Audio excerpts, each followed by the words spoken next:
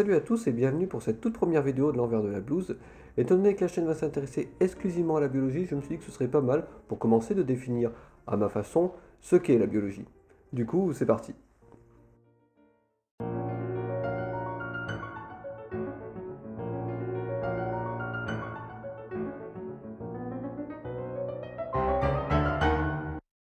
Le mot biologie est en fait un terme assez récent, puisqu'il date du XVIIIe siècle.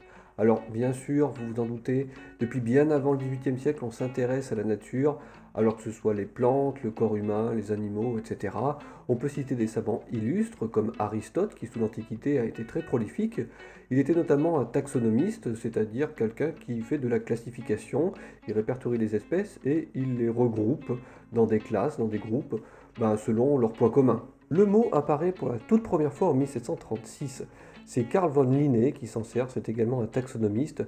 Néanmoins, il utilise une forme latine, c'est-à-dire sans le E. De façon un tout petit peu plus anecdotique, si je puis dire, un professeur allemand, Michael Hanov, va utiliser le terme, mais comme Linné, sous une forme latine. Il l'utilise dans le titre de l'un de ses ouvrages. Il faut attendre 1771, avec une traduction des travaux de Linné en allemand, pour que le terme ne soit plus sous la forme latine, et donc sous la forme allemande. Et en fait, ça s'écrit exactement de la même façon qu'en français, avec le E à la fin et tout et tout. Ensuite, il faudra vraiment attendre la fin du siècle et début du siècle suivant pour que le terme soit utilisé successivement, déjà par trois Allemands dont les noms s'affichent ici. J'ai pas du tout envie de prononcer des noms allemands parce que ça va être parfaitement ridicule. Et puis en 1802, il faut noter qu'aussi Jean-Baptiste de Lamarck s'en sert. Alors il faut faire attention parce que certains ouvrages aiment bien dire que c'est Jean-Baptiste de Lamarck qui a inventé le mot biologie, c'est faux. Néanmoins, ce raccourci est peut-être dû au fait qu'il a donné une définition assez moderne, et en plus Lamarck est très important puisque c'est l'un des pionniers des théories de l'évolution.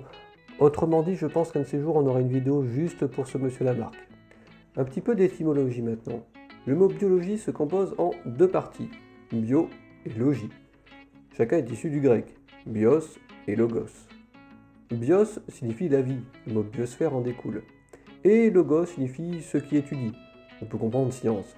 Autrement dit, biologie signifie science de la vie. Bien joué. Ce court instant d'étymologie soulève un petit problème. Effectivement, il n'existe absolument aucune définition du terme vie. Du moins aucune définition scientifique, précise, sur laquelle ils sont tous d'accord. Non, ça n'existe pas. Ça vient rapidement en discussion philosophique. Qu'est-ce que la vie?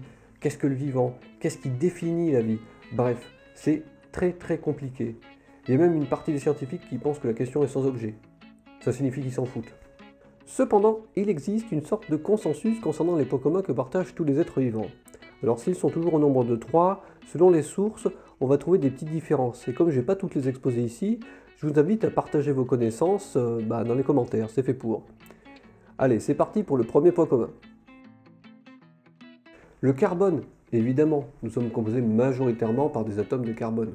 Alors là, évidemment, je suis composé majoritairement par de l'eau, comme vous. Mais si on nous enlevait l'eau, ce que je ne souhaite absolument à personne, eh bien, on retrouverait surtout des atomes de carbone. Alors pour bien comprendre un petit peu ce qui se passe à l'échelle moléculaire, là, c'est une molécule de glucose. Alors c'est un carburant, pas un constituant. Mais bon, c'est pour dire que sur cette molécule-là, il y a ce qu'on appelle un squelette carboné. Donc il y a plein de C au milieu, en fait. Et puis autour, il y a plein d'atomes différents, on s'en fout, qui s'axent autour. Voilà.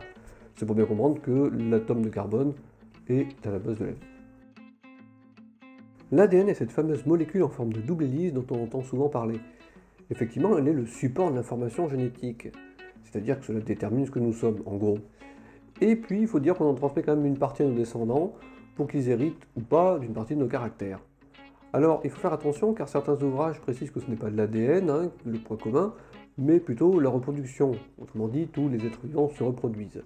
Ce qui est juste aussi, et en plus ça nous met à l'abri d'une éventuelle découverte d'une espèce qui pourrait n'avoir absolument aucun ADN. Pourquoi pas? La cellule est à la base de la vie, on dit même que c'est l'unité du vivant. Nous sommes composés par des millions et des millions de cellules, elles sont organisées, spécialisées, ce qui nous évite accessoirement d'être juste des tas de cellules difformes, voilà. Bref, on dit que nous sommes des organismes pluricellulaires. Les bactéries, elles, par exemple, sont dites unicellulaires. De façon triviale, on pourrait dire qu'une bactérie est une cellule. Enfin bon, selon les ouvrages, on trouve quand même de petites nuances, notamment le fait qu'on ne parle pas de cellules, mais de complexité. Nous sommes des organismes dits complexes, et les bactéries aussi, il ne faut pas croire, c'est beaucoup plus complexe qu'il n'y paraît. Enfin bon, il y a toujours une exception qui confirme la règle, surtout quand on parle de cellules, moins quand on parle de complexité.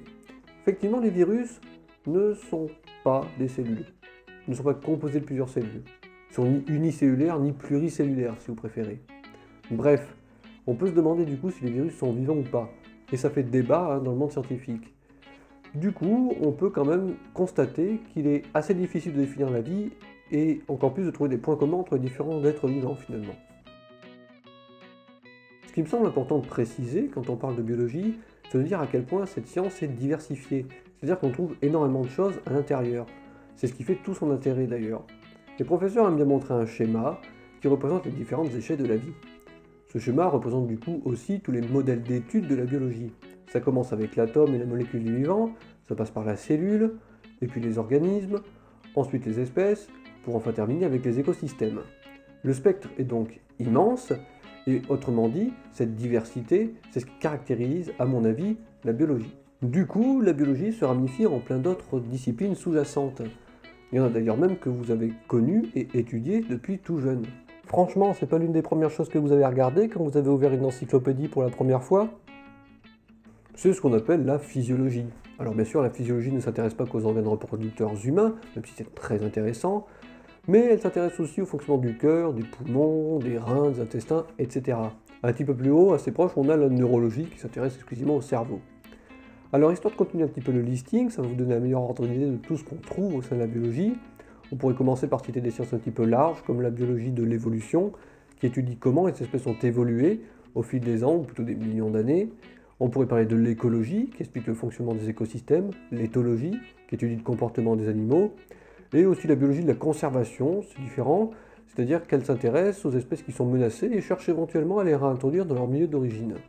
Alors à une échelle plus petite, on va y aller rapidement, la biologie cellulaire s'intéresse à la cellule, il ne faut pas croire, c'est beaucoup plus compliqué qu'il n'y paraît là aussi, et puis la génétique qui étudie l'ADN.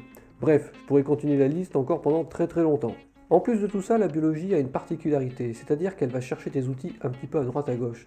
Elle a besoin d'autres sciences. Elle a besoin donc d'outils, comme je le disais, comme les maths, la physique, la chimie, la psychologie, évidemment la médecine, ça tombe sous le sens. La biologie et la médecine sont très très liées depuis très très longtemps, et en plus de ça, c'est assez difficile, même parfois je trouve, de faire la différence entre les deux. Bref, la biologie a aussi besoin de choses assez différentes, comme l'histoire qui va lui apporter des éléments, faut pas croire, et aussi les thématiques de société. Un biologiste a besoin de s'intéresser à ces thématiques puisqu'elles rentrent en ligne de compte dans pas mal de travaux. Effectivement, il y a plein de choses dont vous entendez parler à la télé, comme les OGM, le séquençage de l'ADN, le clonage humain par exemple. Ce sont des choses qui défraient un petit peu la chronique, qui soulèvent des inquiétudes, des craintes, voire carrément des contestations. Et on a tendance à oublier qu'initialement tout ça, c'est de la biologie. Voilà, cette vidéo est à présent terminée, je vous remercie beaucoup de l'avoir regardée, je remercie tous ceux qui m'ont aidé à la préparer, et puis du coup il ne reste plus qu'à vous inviter à vous abonner, et puis à appuyer sur le pouce bleu, ça fait toujours plaisir. J'ai aussi un compte Twitter sur lequel vous pouvez me suivre, je vous invite à le faire, je dirai un petit peu quand est-ce que les vidéos sont censées sortir, s'il y a une actualité intéressante, etc. Du coup il ne me reste plus qu'à vous dire à bientôt pour la prochaine vidéo. Salut!